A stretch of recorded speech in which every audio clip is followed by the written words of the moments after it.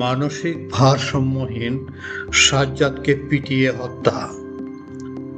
মানুষ কতটা বর্বর হলে অপর এক মানুষকে পিটিয়ে হত্যা করতে পারে, কতটা নির্মম।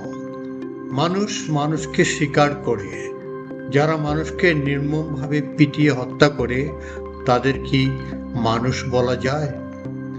বলছিলাম, মানসিক ভারসাম্যহীন যুবক সাইফুল ইসলাম সাজ্জাদ যেসব হায়েনাদের শিকার হয়ে নিহত হলো তাদের কথা। ভারসাম্যহীন সাজ্জাদকে ছিনতাইকারী অপবাদে ধরে নিয়ে গত শনিবার রাতে নারায়ণগঞ্জের সিদ্ধিরগঞ্জের আদমজি এলাকায় ক্রাউন সিমেন্টের রেডিমিক্স কারখানার ভেতরে নির্মম নির্যাতন করে হত্যা করে ফেলল। মানসিক অসুস্থ ছেলেটি ঢিল মেরে গাড়ির কাঁচ ভেঙেছিল।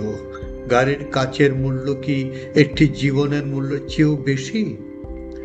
সোমবার সাজ্জাদের মা সঞ্জিদা আক্তার সন্তানের নিথর দেহ বুকে জড়িয়ে ধরে আহাজারি করে কাঁদছিলেন। প্রতিবেশীরা সান্ত্বনা দেওয়ার চেষ্টা করলেও থামছিল না মায়ের বুক ফাটা আর্তনাদ। কাঁদতে কাঁদতে সন্তানহারা এ নারী বলেন, আমার ছেলে পাগল, এইটা সবাই জানতো। আমি দূরে থাকলেও ছেলের খোঁজ নিতাম। আমার এই পাগল ছেলেই আমায় মা বলে ডাক দিত, কিন্তু কাজ ভাঙার জন্য আমার ছেলেকে পিটিয়ে হত্যা করলো।